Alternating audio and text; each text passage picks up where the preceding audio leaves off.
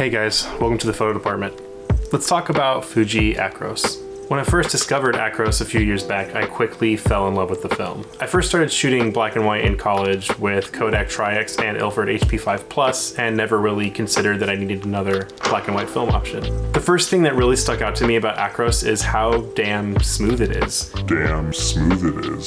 I had mostly attributed this to the fact that Acros is a T-grain film, but there's something about the gradation and the transition from white to black that really feels kind of tangible. It has a very lifelike and artsy quality that's a nice contrast to the gritty reality of Tri-X. I firmly believe that there really is a film for every situation and there isn't one film or one solution for everything. I love shooting Ilford and Kodak black and white films, and I do all the time. But if there was going to be one black and white desert island film, it would definitely be Acros for me. Fujifilm broke a lot of hearts when it announced that it was discontinuing Acros last year. I was actually pretty convinced that Fuji was going to scale back their film production down to nothing eventually.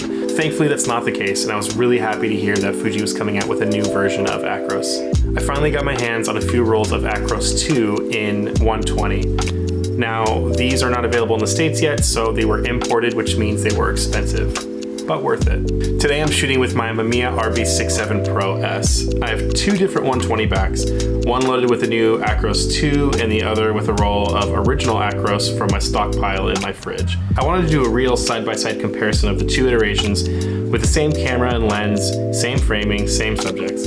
Being able to swap out these two backs will allow me to get these images as close as possible. The goal here is to do a very simple, non-scientific look at these two films side by side to see what the new Acros looks like when compared to the original. So the first day of shooting, I decided to go take some landscape photos and do these side by side so we can see the detail and what the film looks like shooting big landscapes. I framed up the first shot, got everything ready, double checked everything and made sure I was good to go. And then I took one shot with the Acros II and one with the original Acros. When I got to the second location, I realized that the mirror up dial on my lens was on and I did not use a cable release to release the shutter in the lens after taking that first frame. So the first frames of both of the rolls of film were nothing. Great. I scanned all of these images as flat as possible on my Epson V550. I saved them as TIFFs and then I imported them into Lightroom to edit them side by side. They were all edited pretty much exactly the same. I adjusted the black point for each image manually. I applied the exact same contrast curve to each image, and that was pretty much it.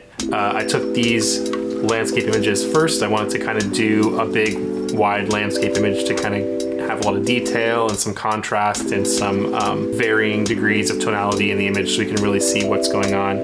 To me, it looks like the older version of Acros has a little bit more contrast in the scene, but in general, I think they look pretty similar. If you were to put these up individually by themselves and take a look at them, I feel like the Acros II really does have that same smoothness and detail that the original Acros had, but it seems to be a little bit flatter, which I actually kind of like because it's a little bit easier to edit that in post if you don't have to wrestle with a lot of inherent contrast.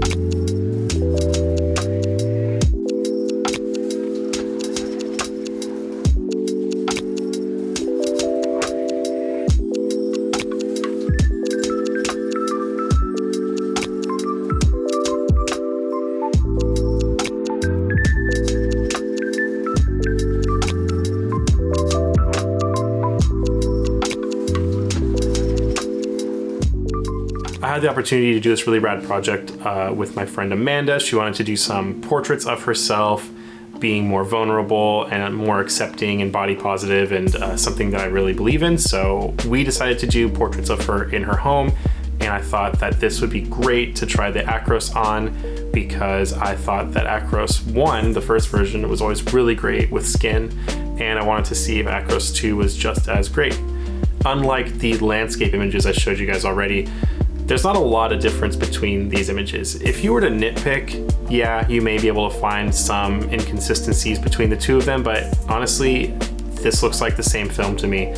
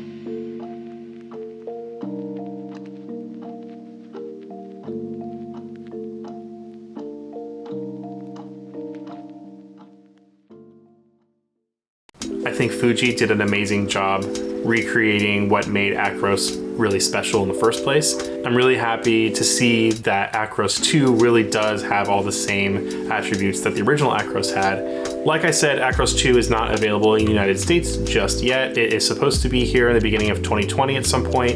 You can get it in the United States through some stockists. I got mine from Glass Key Photo in San Francisco. Those guys are the best. They always import really cool films before they become available in the US, and they have a ton of selection. If you are in San Francisco, I recommend going to check them out. They are awesome. If you want to see these images up big and up close, I will put a link in the description to a blog post on my website where you can see these images in their full glory.